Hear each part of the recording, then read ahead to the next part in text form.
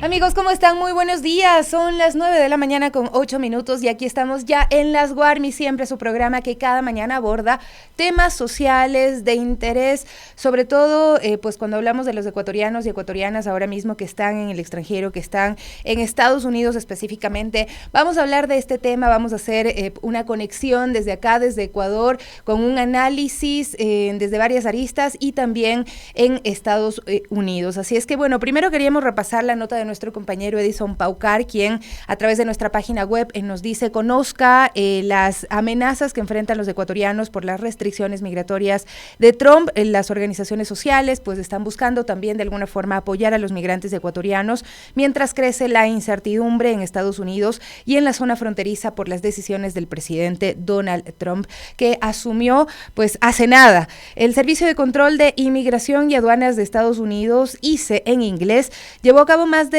460 detenciones de inmigrantes que supuestamente viven de forma ilícita en el país norteamericano. Estas acciones se dieron tras la posesión de Donald Trump como nuevo presidente de Estados Unidos el lunes 20 de enero de 2025. Y dentro de los detenidos existen ciudadanos de Afganistán, Angola, Bolivia, Brasil, Colombia, República Dominicana, Ecuador, El Salvador, Honduras, México, Senegal y Venezuela. Trump en campaña ofreció realizar una deportación masiva de migrantes y al asumir como mandatario pidió a los miembros del Servicio Militar de Estados Unidos que actúen como agentes de inmigración y control fronterizo. Además, indicó que la propiedad militar podrá usarse como espacio de detención de migrantes y los vehículos de transporte terrestre y aéreo apoyarán en operaciones de aplicación de la ley controlada por civiles.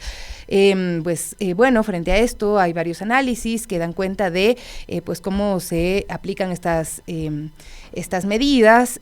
Trump ordenó detener la llegada de refugiados a Estados Unidos, suspender el programa de admisión de refugiados de Estados Unidos a partir del 27 de enero de 2025, en espera de una revisión de 90 días. También pidió priorizar la construcción de un muro y otras barreras a lo largo de la frontera entre Estados Unidos y México.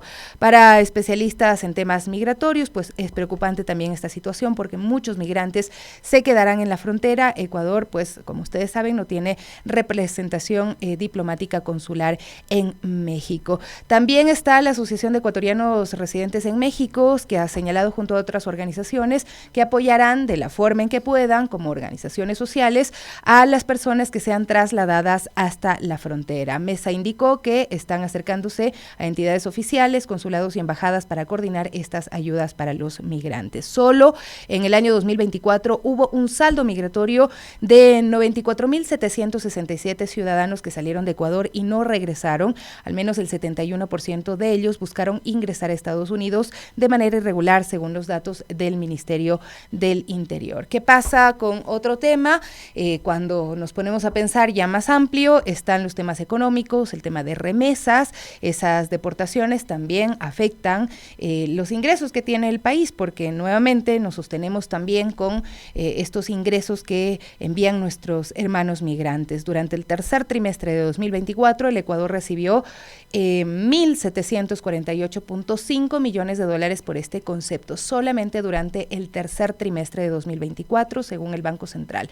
Estados Unidos fue el principal país desde donde los migrantes enviaron dinero. Estas restricciones migratorias también limitarían la llegada de recursos a nuestro país, lo cual es también muy duro de decirlo, ¿no? Y además de asumir que son nuestros migrantes que pues han hecho un esfuerzo grande por llegar a Estados Unidos, por alejarse de sus familias, pero que dependemos del trabajo que ellos hagan allá y de las remesas que nos envían, ¿no?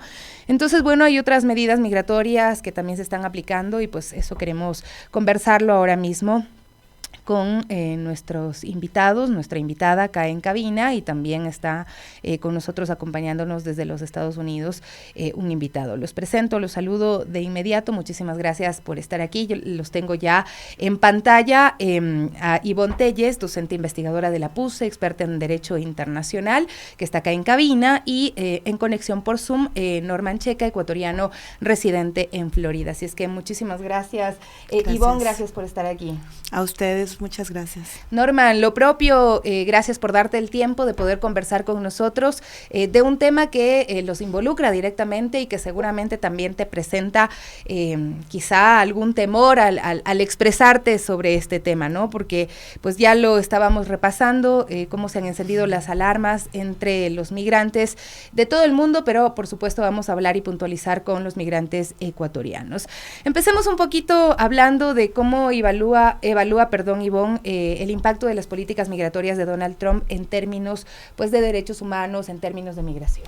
Bien, muchas gracias. Bueno, es evidente que estamos en una situación compleja que representa una afrenta al sistema internacional de los derechos humanos, a una serie de luchas sociales, de conquistas sociales, de una serie de conquistas de derechos, de situaciones que ya se consideraban como asumidas en lo que concierne a, por supuesto, garantizar la libre movilidad de los ciudadanos, garantizar las instituciones que permitan enaltecer el derecho a solicitar asilo, de igual manera, no discriminar por razones de origen, de nacionalidad, de etnia, adicionalmente la protección especial que se debe brindar a los grupos vulnerables. Estamos hablando de niños, niñas, adolescentes, mujeres, personas con discapacidades, por supuesto también hablando de la orientación sexual y todo esto.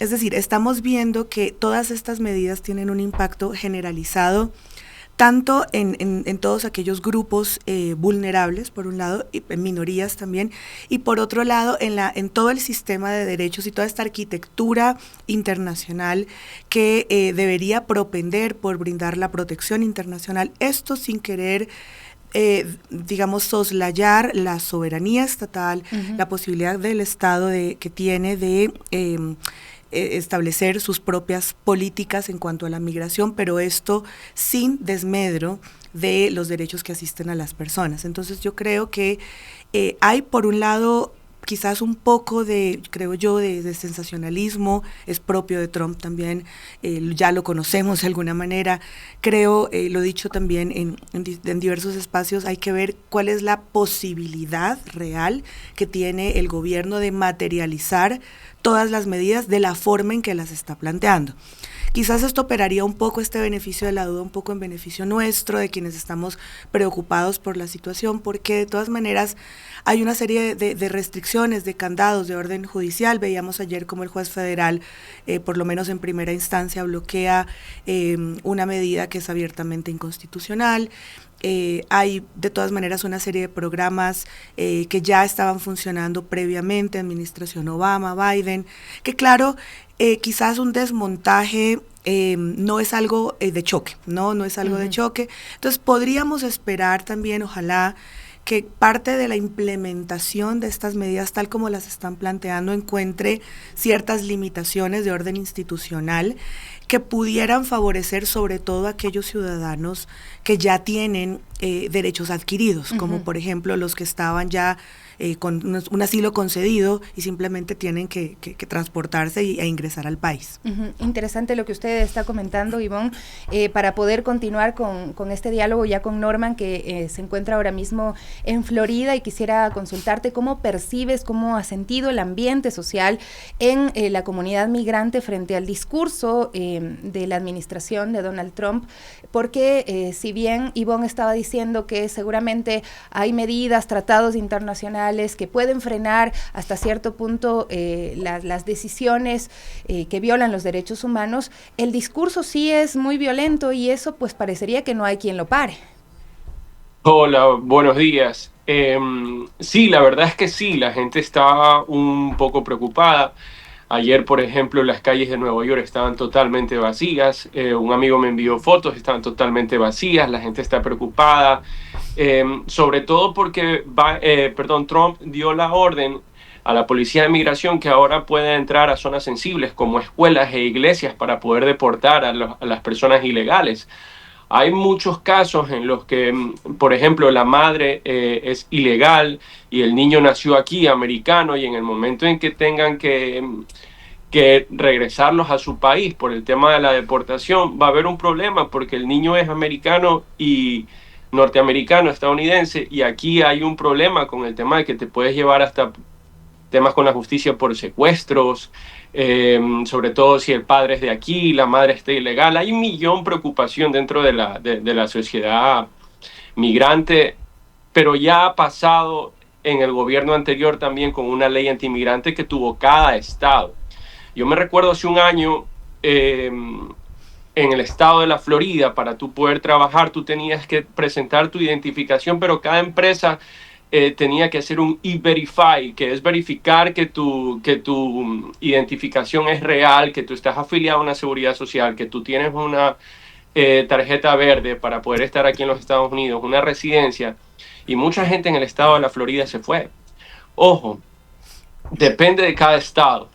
Hay estados que se oponen y hay estados que están de acuerdo. Ayer, por ejemplo, en Texas ya hubo el primer bus con 100 y pico de migrantes mexicanos que fueron también deportados el día de ayer. Pero vivimos esto de aquí en todos los gobiernos, desde el gobierno de Obama, que fue el que más deportó en toda la historia, en el de Biden, que entraron alrededor de 5.7 millones de migrantes aquí a los Estados Unidos, de los cuales en los 7 primeros meses del 2024, 75,000 migrantes eran ecuatorianos, de los que se tiene registros. Ahora, de los que no se tiene registros, imagínate, la gente está igual preocupada aquí en los Estados Unidos. Bueno, también creo que son datos que aclaran bastante también la situación, ¿no? Hay un estudio de la Organización Internacional para las Migraciones que habla de más de 2.4 millones de ecuatorianos que viven en el extranjero, y entiendo que pues de este porcentaje hay una gran cantidad de ecuatorianos que viven precisamente en Estados Unidos, ¿no? Pero el año pasado, desde el 2023, se empezó a incrementar nuevamente el número de personas saliendo desde el Ecuador, y sin muchos mecanismos como para hacerlo de forma legal. O sea, también entrar a Estados Unidos no es algo sencillo, y lo que bien decía pues Norman es que hay muchos ciudadanos que buscan estos estados donde intentan protegerse. ¿Qué tanto funciona eso en la actualidad con lo que empieza a hacer esta nueva administración de Donald Trump? Bueno, hay estas famosas ciudades santuario, ¿no? Que son aquellas que de alguna manera son quizás un poco más liberales, más abiertas a todo el desarrollo pleno de estas libertades, más abiertas a recibir migrantes, más abiertas inclusive a que se instale la ayuda de carácter civil, humanitario en estos lugares. Creo que en esa dinámica, creo que Norman lo decía muy bien, no es algo nuevo lo que estamos atravesando. Ya los migrantes de alguna manera están acostumbrados a que de manera constante, con cada cambio de administración, estemos enfrentando este tipo de situaciones. Creo, insisto, que no me sorprende, ¿no? Dentro de la personalidad Trump, dentro de toda esa carga y estas quizás promesas de carácter político de campaña, tienen que tener o tiene que insertarlas de alguna manera como para pararse fuerte, entrar pisando fuerte, atendiendo a toda esta dinámica que él mismo va creando, toda esta parafernaria alrededor de él, que él va creando. Y que hay mucho de demagógico en este actuar. Insisto, no con esto es con la intención de subestimar las medidas, pero creo que tenemos que tener eso como un punto de partida importante. Ahora, en esta situación, sobre todo el miedo generalizado, creo que nosotros los seres humanos tendemos a contagiarnos muy fácilmente, ¿no? de esta histeria colectiva. Es obvio que en esta dinámica entonces nuestros migrantes empiecen a esconderse, como bien decía Norman, ha salido en las noticias como las personas no están transitando con tranquilidad. Es decir, esta afectación, porque no podemos tampoco no tener en cuenta que ningún ser humano tiene el derecho ni tiene por qué estar sujeto a estar viviendo bajo una dinámica de violencia y una percepción de violencia y de persecución constante. O sea, esto de por sí ya implica una violación a nuestros derechos. Entonces, claro, ahorita creo yo que por un tiempo vamos a ver quizás cómo se van aplicando, cómo se cristalizan y se materializan todos estos anuncios. Habrá ciudades, Texas ha sido una ciudad, perdón, sí, bueno, una ciudad y un estado, en este caso un estado absolutamente conservador. Norman me corregirá, pero si no estoy mal, creo que es uno de los que no ha abolido todavía o lo hizo hace poco la pena de muerte. Es decir, históricamente ha sido uno de los estados más drásticos, más violentos en todo este ejercicio, ¿no?, de diversidades, con migración y demás. Entonces, claro, podemos ver que vamos a tener respuestas dependiendo también de la línea ideológica que acompañe al gobierno de cada uno de los estados. Esto también es el sistema de pesos y contrapesos que maneja Estados Unidos y que podría también dar cuenta de cuál es el tratamiento y cuál es la preferencia de los migrantes quizás para acudir a ciertos espacios en donde pudieran sentirse un poco más seguros. Norman, ¿cómo percibe ahora mismo, bueno, tú o la comunidad migrante ecuatoriana en Estados Unidos, la cercanía que intenta mostrar el presidente ecuatoriano Daniel Noboa con Donald Trump, considerando las políticas antimigrantes de este último? Porque no se le ha escuchado hasta el momento ni a la canciller Gabriela Sommerfield ni al presidente Daniel Noboa referirse a estos temas, hablar de las necesidades, de las vivencias que están ahora mismo experimentando los migrantes ecuatorianos en Estados Unidos. Bueno, primero va a sonar raro, pero es real. El gobierno de los Estados Unidos no nos tiene en el mapa desde hace 3 gobiernos. Piensa que nosotros, la gente que estamos fuera, no estamos aquí porque nosotros queremos. Es porque nosotros no tenemos las garantías necesarias para vivir en nuestros países como nosotros deberíamos vivir. El gobierno de Noboa nunca se ha preocupado por la gente de a pie, nunca se ha preocupado por la gente que más necesita. Tenemos los hospitales, en los hospitales esperando miles de personas para una operación y otras miles que mueren en la espera. No tenemos educación, tenemos bandas criminales dentro de los colegios. No tenemos seguridad. Acaban de asesinar a 4 niños hace menos de 3 meses y nunca se pronunció. Entonces, nosotros no esperamos que el presidente se pronuncie, porque no lo va a hacer. Él vino acá a la posesión de Donald Trump, pero no fue invitado. Y te lo voy a explicar de una manera muy fácil. Esto es como una boda. Tú tienes los invitados del novio y tienes los invitados de la novia. Pero los padres también invitan a sus amigos, a sus asociados en los negocios, a sus socios. Y eso fue lo que pasó. Comienzan a invitar a todo el mundo, pero no fue invitado personalmente por el presidente Donald Trump. Y para tú estar sentado en las primeras filas, tú tienes que pagar alrededor de $1 millón para poderte sentar ahí al lado. Si tú ves las fotos oficiales, en las fotos oficiales no sale él. Sale el enviado de China, sale Milei, sale alguien más, pero no sale Daniel Noboa. Entonces seguimos viviendo en una sociedad y en un gobierno que sueña ser con los Estados Unidos, pero no lo somos. Porque nosotros no tenemos el poder adquisitivo, la capacidad adquisitiva que se tiene aquí en los Estados Unidos. Nosotros en Ecuador necesitamos políticas públicas, necesitamos políticas sociales, necesitamos salud, seguridad, educación, que son cosas que no las tenemos y que son básicas, son derechos básicos para los ecuatorianos. Así que esto va a pasar como en todos los gobiernos, nosotros no estamos en el mapa. Y yo creo que el único gobierno sin ser tan afín que nos puso en el mapa fue el gobierno de Rafael Correa. Después para allá nosotros no somos escuchados, no somos vistos en ningún país del mundo. Entonces, si me preguntas a mí, es que Daniel Noboa no va a hablar. Nunca lo ha hecho, nunca se ha preocupado por los ecuatorianos y no lo va a hacer ahora. A él no le interesa hablar de los inmigrantes. A él lo que le interesa es estar figurando y haciendo las cosas que está haciendo mal. El único presidente que hizo bien las cosas y que me acuerdo que yo viví en España en ese tiempo fue Rafael Correa.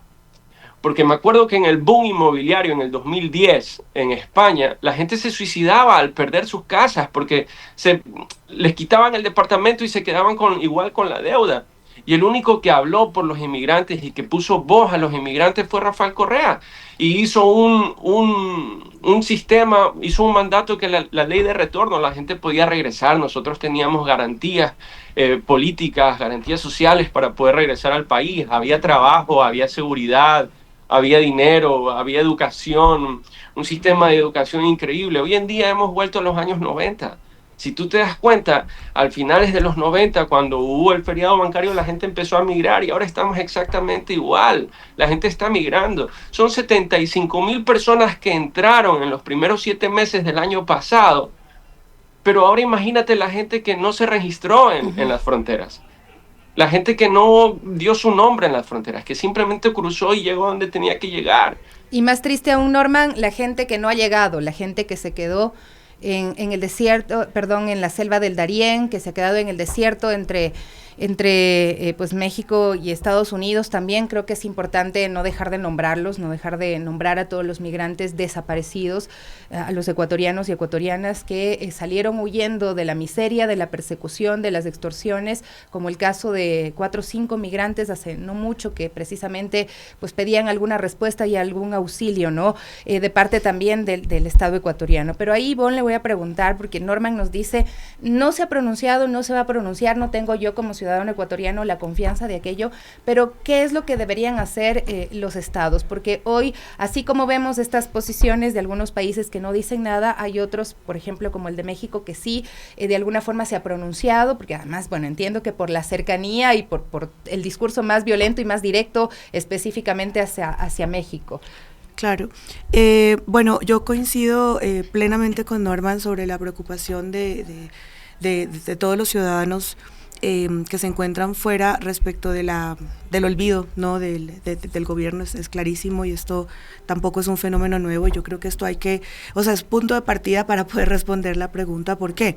Porque esto implica que migración necesariamente tiene que volver a ponerse en la agenda de política exterior, de cualquiera que sea el gobierno que venga en estos próximos meses. Y aquí quiero hacer una acotación importante. Varios sectores de la academia nos pronunciamos hace aproximadamente 2 semanas, previo al debate, solicitando, en este caso al CNE, que se incluyeran temas de política exterior como parte necesaria de la agenda que tiene que discutirse. Y la migración, por supuesto, entra dentro de este abanico.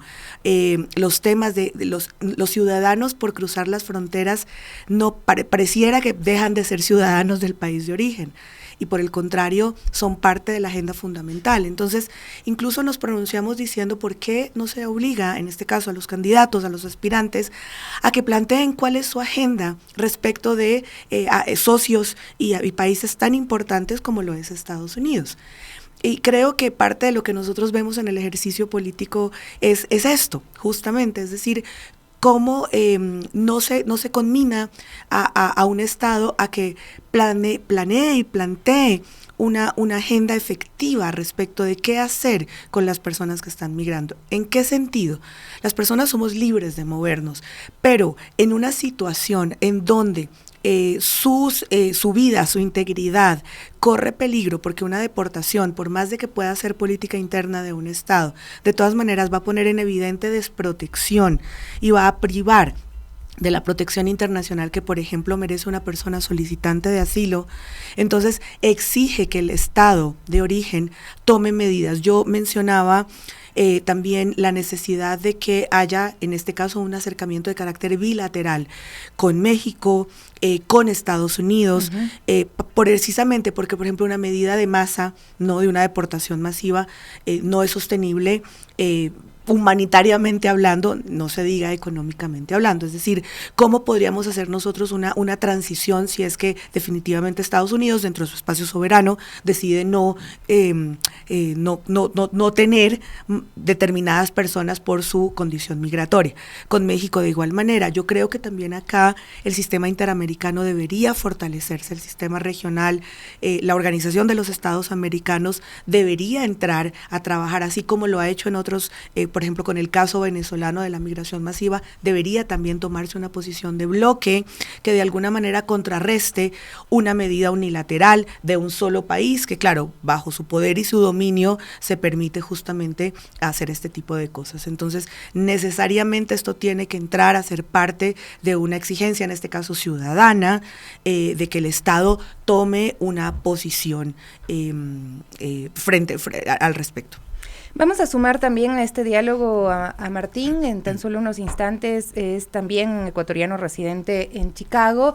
Él nos ha pedido pues que lo tengamos con cámara apagada, porque seguramente también ese mismo temor, ¿no?, de hablar de lo que ocurre ahora mismo en Estados Unidos con relación a los migrantes, incluso cuando ya pues has logrado de alguna forma sostener tu estabilidad desde el lado de la regularización, ¿no? Pero sin duda pues hay un temor que está presente entre los ciudadanos y ciudadanas ecuatorianos, inmigrantes de todo el mundo que están viviendo ahora mismo en Estados Unidos. Martín, no sé si ya lo tenemos ahora mismo, pues precisamente quisiera consultarte pues cómo afecta para ti esta incertidumbre migratoria, la estabilidad laboral y económica. ¿Tú sientes que esto puede afectar lo que ya has conseguido? Porque me imagino que al igual que muchos otros migrantes, pues ha tocado empezar desde cero. Hola, buenos días. Disculpa, la verdad es que sí, siento que sí me ha afectado de cierta manera. Sí se siente mucha incertidumbre de lo que va a pasar en el país. Las deportaciones que el presidente Trump tiene planeadas sí se ven como que va a pasar algo muy pronto y que va a pasar en masa. Y la verdad es que también se siente que va a tener un efecto como en la sociedad, no solo en el hecho como que va a haber un impacto económico, pero también en el hecho que va a comenzar, de hecho va a incrementar la discriminación hacia la comunidad latina, porque hay muchas personas como que te denigran o te ven como menos solo por el hecho de ser latino, a veces solo por el hecho de tener un acento hablando en el inglés. Entonces la verdad es como que sí me deja pensando mucho en qué va a pasar en el futuro. Tú, con el entorno que compartes, me imagino que también hay otros migrantes latinos que seguramente algunos de ellos no tendrán papeles, no habrán alcanzado la regularización. ¿Cómo sientes el ambiente entre ellos? ¿Qué te dicen? ¿Qué es lo que has percibido un poquito de parte de ellos? El ambiente está demasiado tenso, es muy fuerte la situación que está pasando por aquí. De hecho, tengo un amigo que es dueño de un restaurante en un barrio latino en los suburbios de Chicago, y él me cuenta, él estaba yendo muy bien con su negocio, estaba haciendo su dinero, estaba muy estable, pero ahorita con esta situación me cuenta que nadie por allá, nadie quiere salir de sus casas, nadie se siente seguro estando en lugares públicos, y obviamente estas deportaciones van a tener un impacto económico a nivel nacional, ya que la cantidad de inmigrantes que viven en este país es muy, muy alta. Entonces sí, va a haber el impacto va a ser muy grande. Ivonne, le traslado este último punto que tocaba a Martín y que lo había mencionado en la nota, el tema de las remesas también. O sea, lo más fuerte sin duda es el tema humano, lo que están viviendo ahora mismo los migrantes ecuatorianos y de todo el mundo en Estados Unidos, pero hay un tema que pasa por lo económico, porque uno de los principales ingresos que ahora mismo tiene nuestro país es el tema de las remesas. Correcto. Y hay algo importante aquí. Respecto, pensaba mientras Martín hablaba, yo la verdad me solidarizo con él muchísimo, porque me parece que el hecho de no poder hacer o entablar un diálogo con la tranquilidad que él pudiera tener de mostrar su cara, de mostrar su nombre, implica que estamos en una situación terrible. Es decir, nosotros tenemos que entonces empezar a escondernos precisamente para proteger nuestra integridad de nuestra vida. Me parece ya de por sí una situación sumamente grave que no podemos dejar de tener en cuenta, ¿no? Esto implica y esto demuestra el miedo que existe. Entonces vuelvo a un punto que mencioné anteriormente, es decir, nosotros los seres humanos no debemos vivir con miedo. Estos son ejercicios de violencia legitimados por la estructura política, por la estructura gubernamental, que lo único que hace es decirnos que está bien fomentar el discurso de odio, que está bien discriminarnos, y que si esto me lleva a desaparecer el otro, pues está perfectamente entendible, porque precisamente es diferente a mí y yo simplemente no lo tolero. O sea, esa situación de por sí ya me produce escozor, me angustia muchísimo. Y bueno, de manera muy breve, para atender la pregunta, sí, hay claridad, hay que hacer o tener claridad en que el impacto económico de las medidas en cuanto a la migración es sumamente grande, tanto para el país receptor, es decir, Estados Unidos, como para nuestros países, los países de origen. La economía migrante, es decir, nuestro trabajo, nuestra mano de obra, nuestro aporte a las economías que nos reciben, siempre complementan, no reemplazan. Entonces, de por sí ya habrá una afectación, bien lo decía Martín, hay una ralentización, hay una afectación en un restaurante en donde la gente no consume precisamente porque será estigmatizada, porque seguramente si va será latino o tendrá alguna preferencia, es decir, ya empezamos a ver los impactos de esta conciencia social que se va creando alrededor de la imagen del migrante y del latino. Entonces, claro, habrá una afectación gravísima en la parte local y por otro lado la afectación en los países. Pensemos que el Ecuador el año pasado el mayor ingreso que existió fue el de las remesas, es decir, fue uno de los principales luego ingresos. de los ingresos petroleros. Correcto, fueron las remesas. Entonces, estamos hablando que no es menor que hay familias enteras que tienen como sustento las remesas, y esto implica y más allá de ello, un país como el nuestro, en unas condiciones de depresión económica, de una digamos, de una situación económica compleja, de una situación de seguridad compleja, este tipo de estructura no va a permitir que haya un reemplazo rápido de un ingreso como lo es las remesas. Entonces, claro, hay un impacto que se va a sentir en el país de origen y un impacto gravísimo que se va a sentir en el país de destino. Y creo que esto tampoco puede dejar de tenerse en cuenta. ¿Por qué? Porque esto también, creería yo, es una de mis hipótesis, podría poner cierto freno a las actuaciones por parte del gobierno Trump, no porque le interese a la gente, sino porque le interesa lo económico, y si esto tiene una afectación y una repercusión económica, va a tener una repercusión política, y como puede afectarlo, entonces tal vez esto podría mitigar un poco. Interesante lectura para que esos 4.713 millones de dólares que llegaron en el 2024 por remesas de los migrantes, el 74.5% que ha provenido de los Estados Unidos, lleguen al Ecuador. Los migrantes que están viviendo en Estados Unidos deben estar bien. Si ellos no están bien, si no tienen trabajo, si no tienen condiciones, si tienen que estar huyendo, si tienen que estarse protegiendo y no pueden trabajar, pues evidentemente esa cifra que ha llegado el 2024 al Ecuador seguramente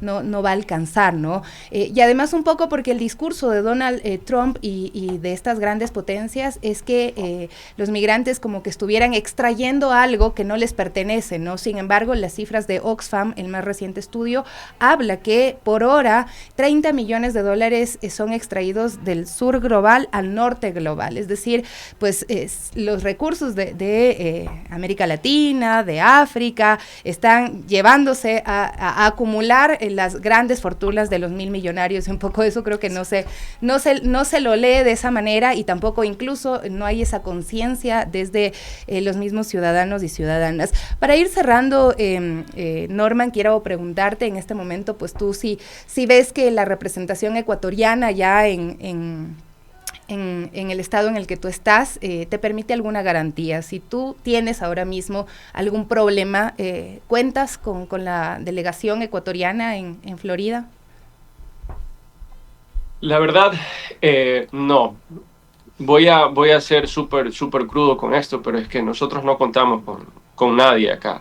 Mira, gracias a Dios, ventajosamente, yo estoy legal aquí en los Estados Unidos, pero yo quiero decir algo de lo que nadie habla. Cuando vienen este tipo de cosas, cuando vienen este tipo de situaciones, y lo que la gente no habla es de la salud mental. Mucha gente va a caer en depresión mucha gente va a caer en ansiedad. Mucha gente aquí en los Estados Unidos lo que no entiende es que nosotros muchas veces vivimos el día a día. Nosotros no venimos aquí a ganar miles de dólares o a recoger la plata de los árboles como mucha gente dice. Aquí las cosas son carísimas, los alquileres son caros, los seguros son caros. Tú puedes acceder a un millón de cosas muy fáciles, pero también tienes que pagarlo. Ahora imagínate una persona que se esconde porque tiene miedo a ser deportada y que no puede pagar sus cuentas, que no puede pagar su renta, que no puede pagar su comida, que no puede llevar a su niño a la escuela por miedo de que los deporten.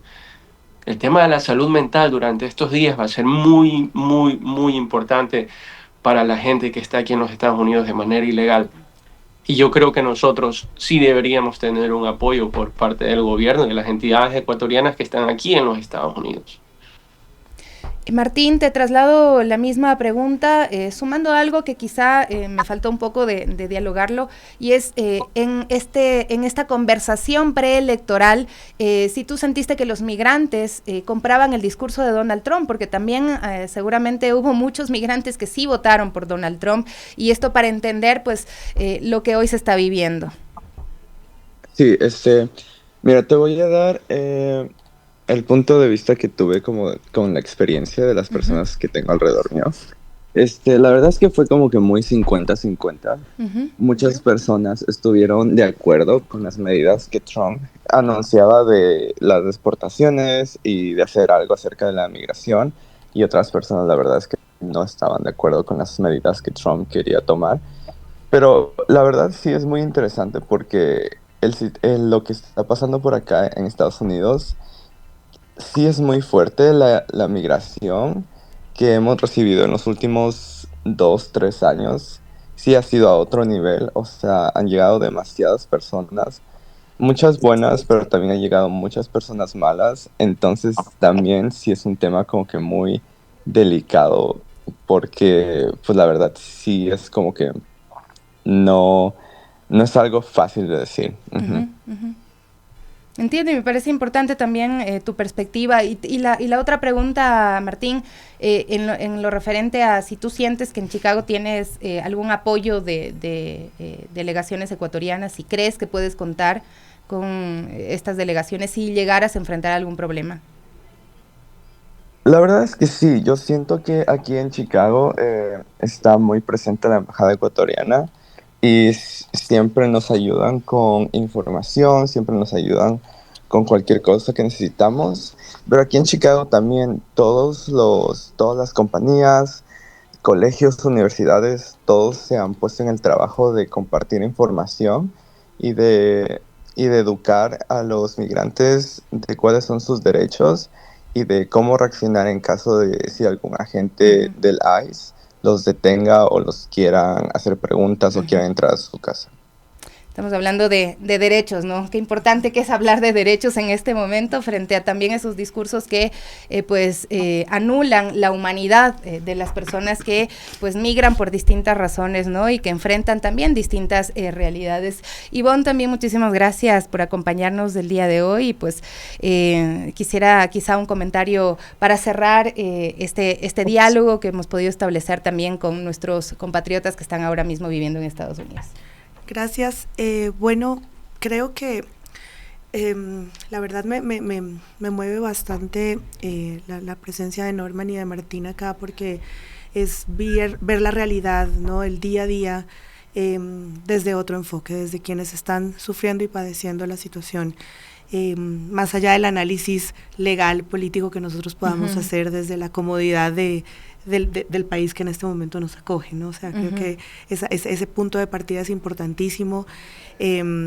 Ahora, creo que pues hay que fortalecer el ámbito ciudadano. Yo creo que seguir fortaleciendo estos espacios es necesario en función de dar el acompañamiento, la contención y la información adecuada sobre los derechos que les asistan a las personas que están padeciendo el día a día esta situación. Ahora, por otro lado, ya en un contexto quizás más amplio, yo creo que también hay que hacer un llamado a la calma dentro de las condiciones tan difíciles, para efectos de esperar un poco cómo estas medidas, estamos hablando de pocos días, de una persona con unas características sumamente particulares, me refiero a Donald Trump, y a un gobierno que lo acompaña, y a unas personas que lo acompañan muy de cerca, que también tienen unas características sumamente particulares. Entonces creería yo que también debemos un poco esperar a que el agua baje,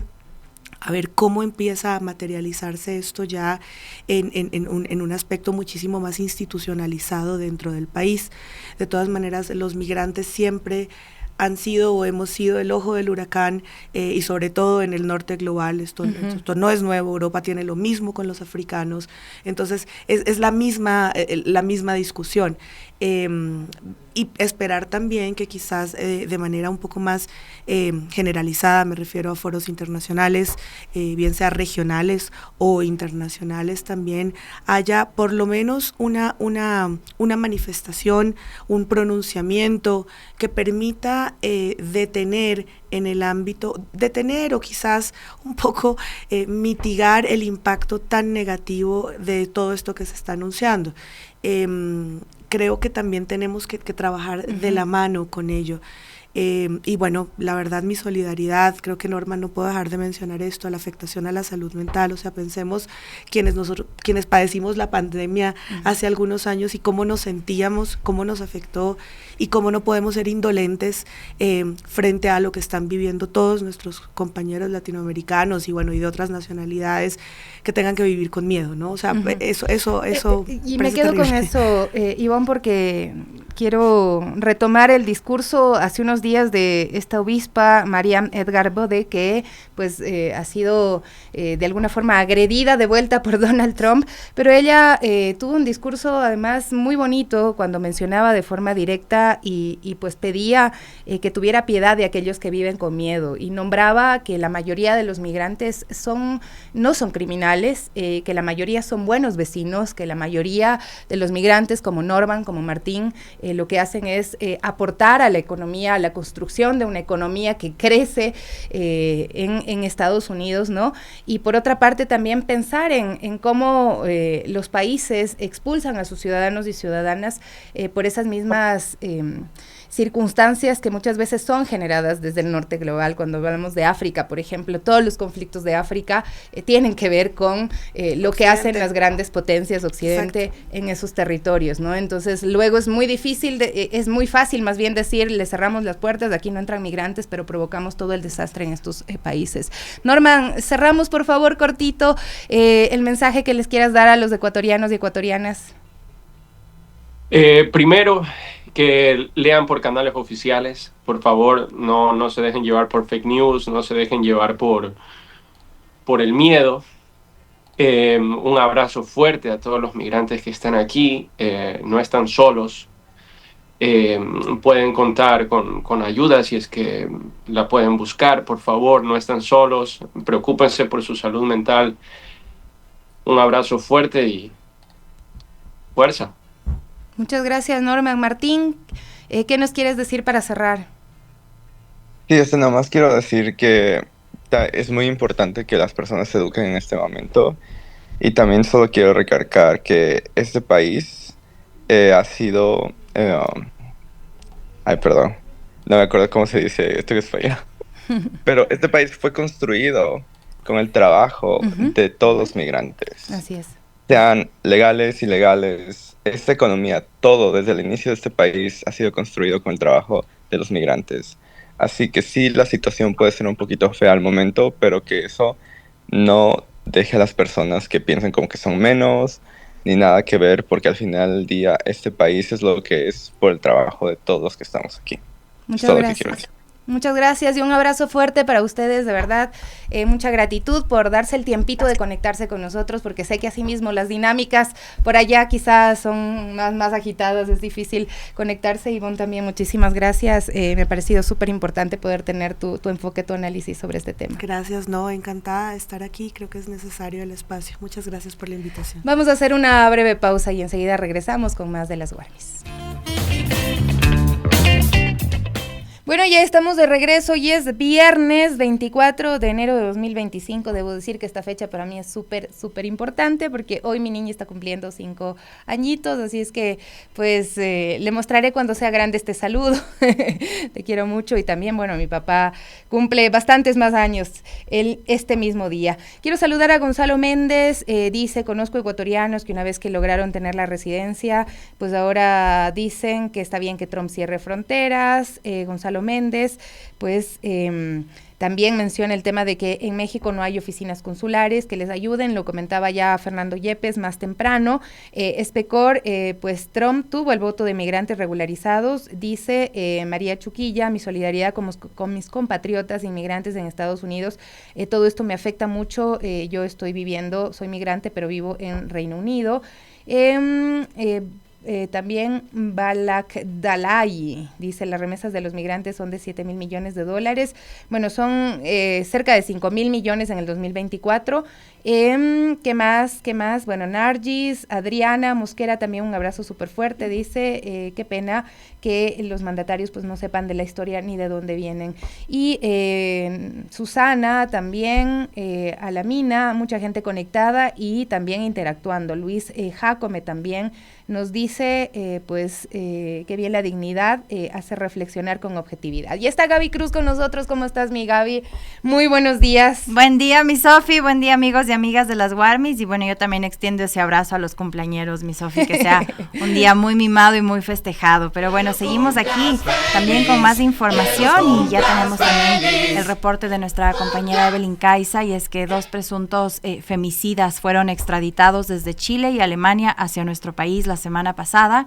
Los padres de Diana y Valeria encuentran una luz de esperanza en este hecho. Sin embargo, están vigilantes al avance de la justicia y según la policía, la ejecución de la extradición se realizó mediante un trabajo entre el Ministerio del Interior, Cancillería y también la Interpol a través de la Embajada de Ecuador en estos ambos países. Pero bueno, veamos el reportaje de nuestra compañera Evelyn Caiza.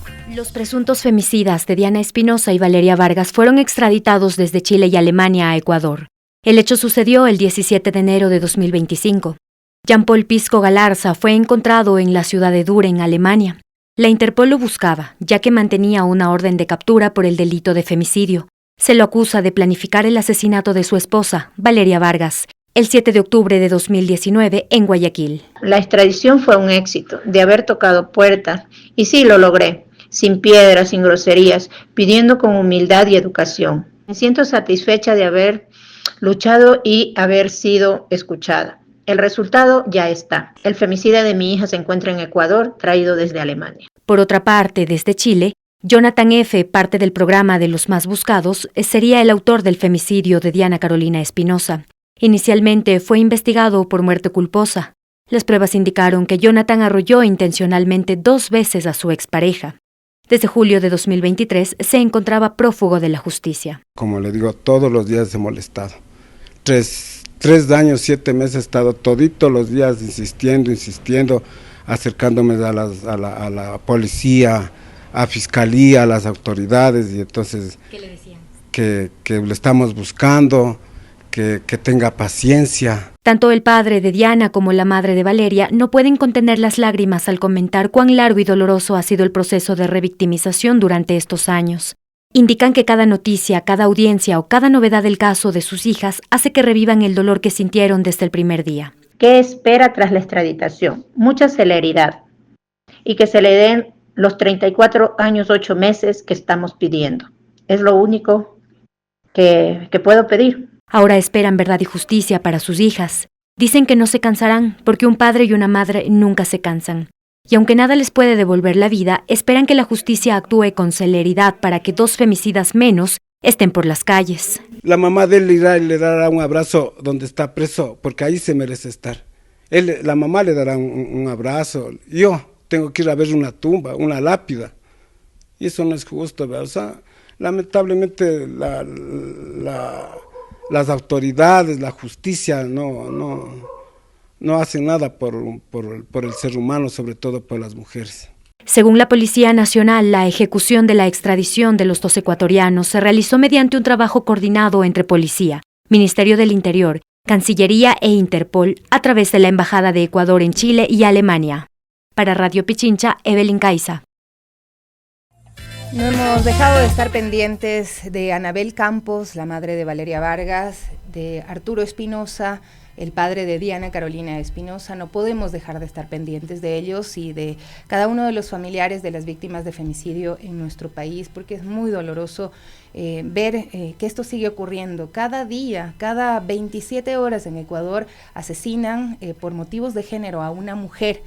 Así es que de estas historias, cientos, miles en el Ecuador, y todavía no se hace nada para detener las causas estructurales. Todavía falta trabajo pues para lograr romper esas estructuras machistas, violentas, patriarcales, que hacen que estos hombres se crean con derecho de tomar la vida de las mujeres, como en el caso de Valeria Vargas, que venía con su hijo, venía a visitar a su familia desde el exterior, y su femicida planificó todo para hacer parecer que era un robo en la carretera con asesinato, ¿no? La mataron enfrente de su hijo. Como el caso de Diana Carolina Espinosa, quien su femicida la atropelló 2 veces, le pasó el carro una vez y luego se aseguró de que las circunstancias que ella enfrente pues terminen en la muerte, porque estuvo pues un poco tiempo en el hospital y luego falleció. Y casi un fiscal hace pasar este femicidio como un siniestro de tránsito, olvidándose de que las muertes de las mujeres por ley en este país deben iniciar investigándose como presuntos femicidios, las muertes violentas de mujeres. Así es, mi Sofi. Bueno, también no queríamos dejar de mencionar, siguiendo también la línea, y es que la situación laboral de las mujeres de nuestro país continúa marcada por profundas desigualdades.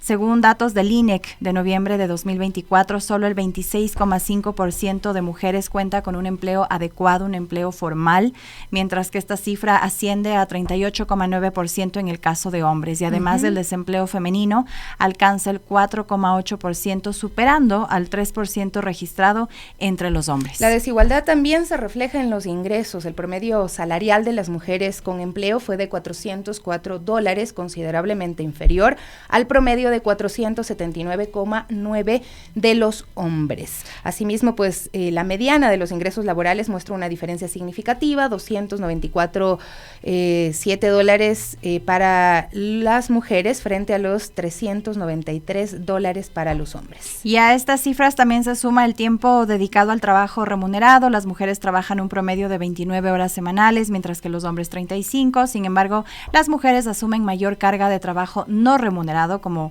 labores domésticas, de cuidado en casa, que limitan su acceso a mejores oportunidades laborales. Así es. El testimonio, por ejemplo, de Carmen López, de 31 años, que usted lo encuentra en nuestra web, refleja esta dura realidad. Ella nos cuenta: soy contadora, llevo más de 3 años buscando trabajo fijo, a veces consigo algo temporal, pero nunca es suficiente para cubrir los gastos básicos. Cuenta Carmen, quien vive en Quito, y ha trabajado esporádicamente en el sector de ventas. He perdido la cuenta de las veces que he enviado mi currículum sin respuesta. La falta de estabilidad es agotadora. También, pues si es que las mujeres son las que sufren mayor desempleo en el país, también son quienes están enfrentando mayores problemas de salud mental. Hacemos una brevísima pausa y regresamos con más de nuestro programa. 10 de la mañana con 5 minutos, estamos de regreso y en las Guarmis, y bueno, en cabina ya nos acompaña nuestro siguiente invitado. Él es Pablo Rueda, experto en ciencia de datos, aprendizaje automático y herramientas analíticas avanzadas, y bueno, queremos hablar justo de este tema porque en un mundo cada vez más digitalizado, esta capacidad de transformar los datos en conocimiento se ha convertido en un factor diferenciador en las empresas, y la analítica de datos apoyada por la inteligencia artificial está ya redefiniendo la forma en que las organizaciones toman decisiones, también optimizan procesos, gestionan sus riesgos en sectores financiero, logístico y comercial. Pero bueno, ya nos acompaña, Pablo. Muy buenos días, bienvenido a las Guarmis. Y bueno, primero saber, ¿no? Un poco más de esto de la analítica de datos, el manejo de datos, cómo funciona hoy en día en las empresas y por qué es tan importante hoy en día estar inmerso en todo el tema digitalizado en cuanto al sector empresarial. Buenos días. Muy buenos días, muchas gracias por el espacio. Bueno, esta es una tendencia que comienza desde los años 90 en realidad, a finales de los 80, donde se empieza a investigar un poco el funcionamiento de ciertos algoritmos que no tenía clara la aplicación real en el mundo empresarial como tal, ¿no? Pero estas estructuras posteriormente, con la capacidad computacional pasado el año 2000, fueron tomando forma, ¿no? Aplicados en algoritmos que ayuden a tomar decisiones, ¿no? Prever situaciones en el sector empresarial, adelantarse a situaciones, evaluar posibles riesgos que van a tener y obviamente sacar provecho con la competencia, tomando decisiones estratégicas acertadas y oportunas. ¿Qué cantidad de empresas en Ecuador ahora mismo estarán usando este tipo de herramientas digitales, ciencia de datos? ¿Estamos muy atrasados al resto de países que ya la están usando? Realmente no te podría dar un porcentaje, cada día es mayor. De hecho, estos últimos 4 o 5 años ha habido un crecimiento bastante importante en el mercado. Obviamente las primeras empresas en adoptar este tipo de tecnologías, este tipo de áreas a implementar, son empresas que son un poquito más grandes, son las empresas que también tienen presencia internacional y que se preocupan un poco más de cómo se mueve el mercado a través de los datos, ¿no? Y justamente pensando en eso de que son ahora las grandes empresas las que tienen más acceso a este tipo de herramientas, ¿cómo podrían también las medianas o pequeñas empresas que también ven como una alternativa muy importante el tema de la analítica avanzada, la inteligencia artificial en sus negocios, cómo poder implementarlo o cómo ver esa posibilidad en un futuro de implementar en sus negocios?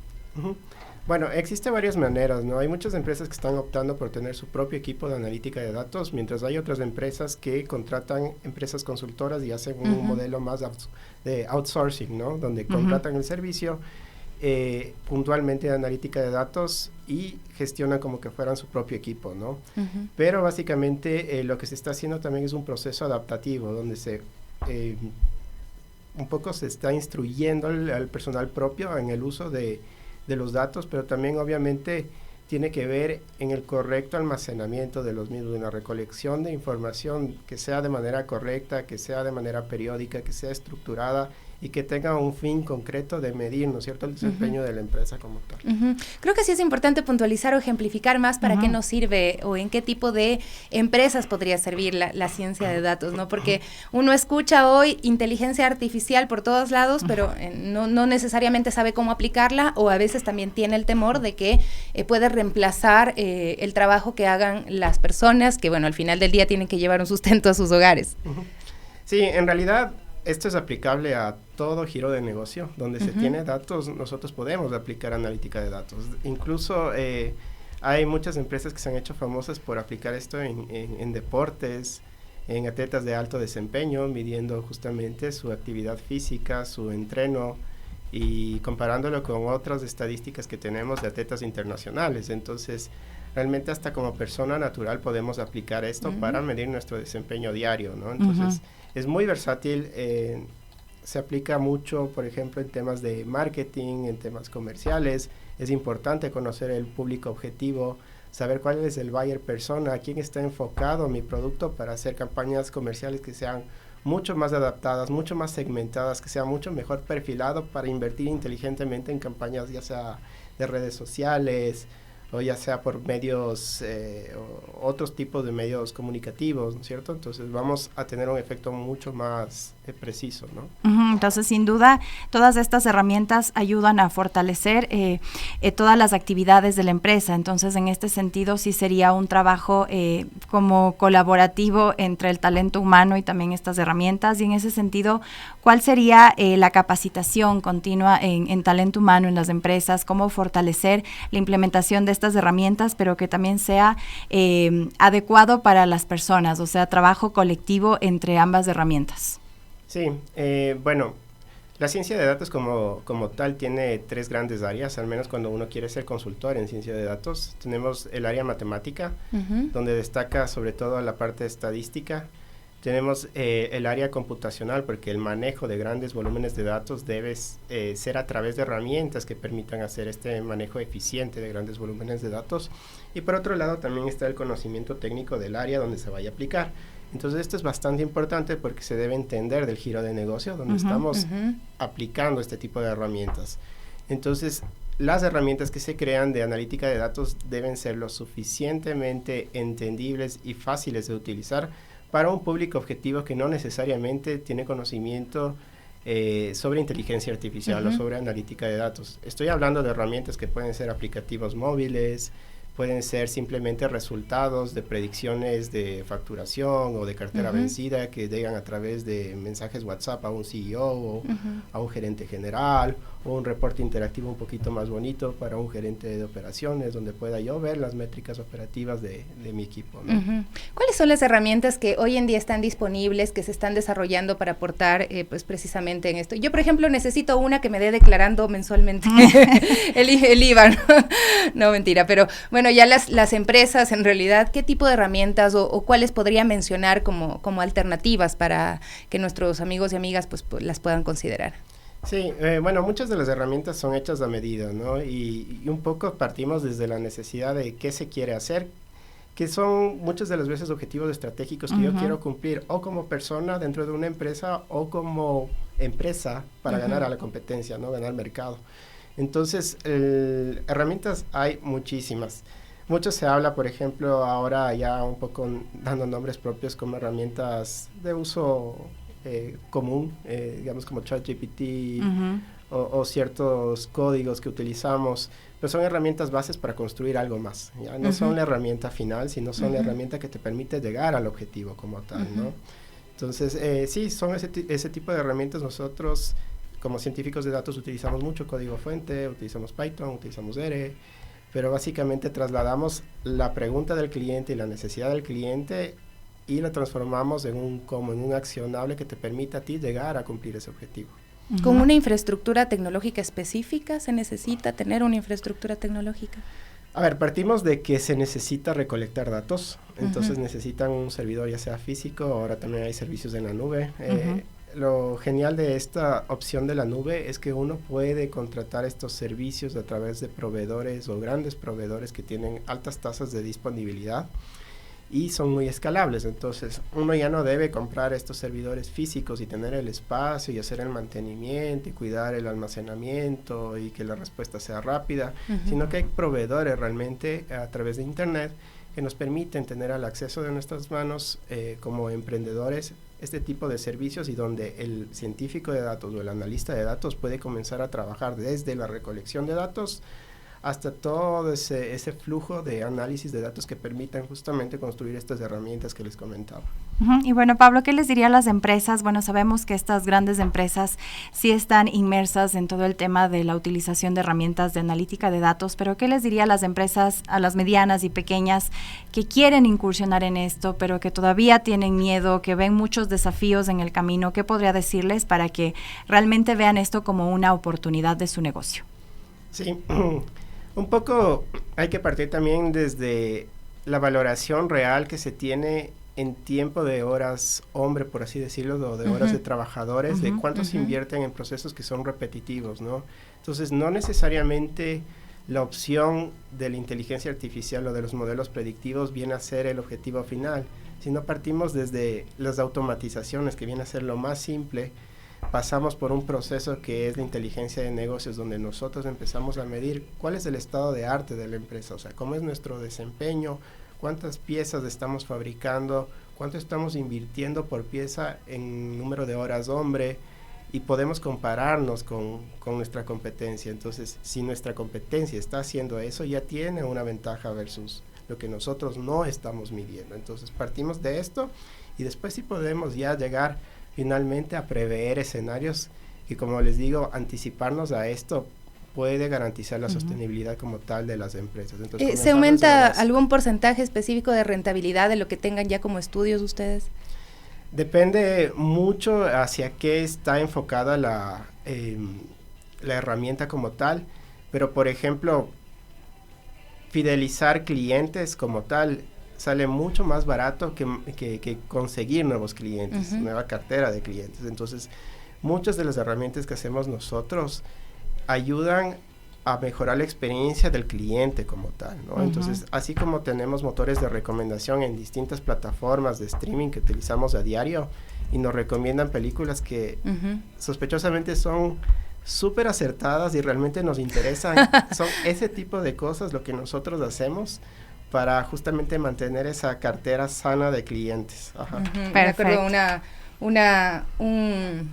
un video que saca una comediante de Cuenca, ¿no? Que deja el novio el celular y ella le empieza a hablar anillo al teléfono, ¿no?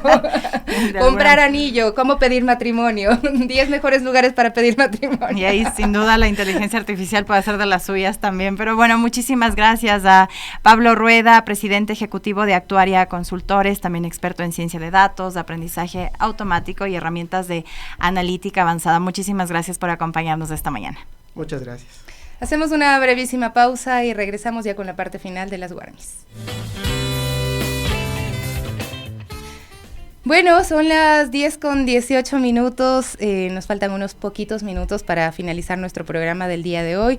Queremos repasar algunas noticias también con ustedes, que bueno, ya las hemos estado tratando, ¿no? Vamos con el tema de ONU, que pues habla y lo dice muy fuerte. Ecuador ha retrocedido profundamente en los derechos de los niños. Esto es un reclamo que hace la Organización de Naciones Unidas. El organismo enfatizó que las autoridades no deben encubrir a los responsables, sino aclarar y hacer justicia, por ejemplo, en el caso de los niños de las Malvinas. Durante la sesión número 98 del Comité de Derechos del Niño de las Naciones Unidas, realizada el día de ayer, se resaltó que Ecuador retrocede profundamente en los derechos de la niñez, y en este espacio se reflexionó sobre temáticas como salud, educación, desnutrición, trabajo infantil, privación de libertad y protección de las infancias. Sin embargo, el tema que destacó, sin duda, fue la inseguridad y el racismo al que están expuestos los menores que habitan en zonas marginales o de escasos recursos en nuestro país. Así es, esto fue ejemplificado con la desaparición y posterior asesinato presuntamente en manos de militares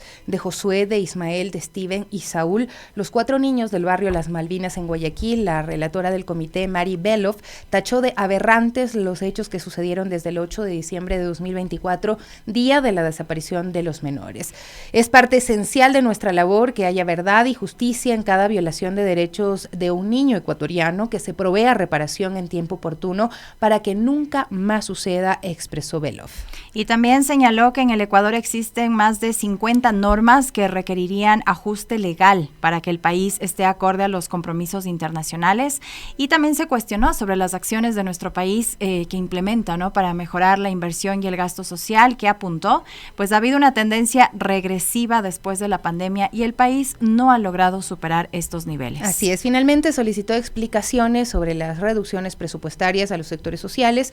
Esta falta de coordinación y ausencia institucional impacta en la garantía de los derechos. Y bueno, también la integrante del comité, Belina Todorova, inició su intervención cuestionando las violaciones de derechos a menores durante los paros nacionales también en nuestro país de octubre 2019 y junio 2022. Resaltó que Ecuador violó derechos de niños en la manifestación callejera y aseguró que el Estado no fue capaz de garantizar la protección y seguridad de niños y niñas cuyos padres participaron en esas manifestaciones. Citó como ejemplo la irrupción policial a los lugares catalogados como zonas de paz. Cualquiera que plantea la defensa de derechos humanos es considerada una persona no patriótica y traidor, lamentó, y añadió que los niños de Ecuador no se sienten seguros por el incremento de las bandas criminales. Muchos han visto tiroteos, amenazas y muertes, resaltó.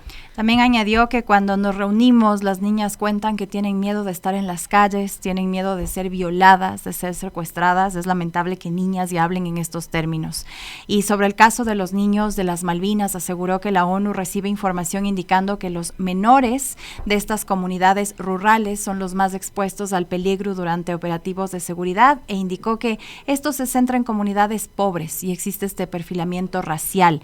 Pasa cuando no son blancos, es el estereotipo de delincuencia en nuestro país. Y puso énfasis en que las autoridades ecuatorianas pues deben dar explicaciones claras en el caso. Agregó que se necesita garantizar el no encubrimiento, que los responsables se enfrenten a la justicia y que sean declarados culpables, ¿no? Otras reacciones pues sobre estos casos, a propósito de la sesión de la ONU, la Universidad de Ginebra realizó un foro y sucedió pues para reflexionar sobre los derechos de las niñas, niños y adolescentes en el Ecuador. En el encuentro intervino el defensor de derechos humanos Fernando Bastias, aseguró que la desaparición y asesinato de los niños pues no es un hecho aislado aislado. También señaló que es evidente que Ecuador está atravesando una grave crisis de inseguridad, una penetración del crimen organizado en estructuras políticas, económicas, financieras y comunitarias. Añadió que el crimen organizado es una estructura compleja y por lo tanto las respuestas también deben ser estructuradas, no aisladas o únicamente aplicando medidas punitivas. De su parte, pues la directora ejecutiva de CEPAM, Lita Martínez, resaltó que como organizaciones de la sociedad civil deben llegar hasta las últimas consecuencias. Ecuador atraviesa una crisis profunda que combina brechas estructurales de desigualdad con inseguridad e inestabilidad política, dijo, y comentó además que la violencia afecta directamente a niños, niñas, un grupo que constituye el 39% de la población ecuatoriana.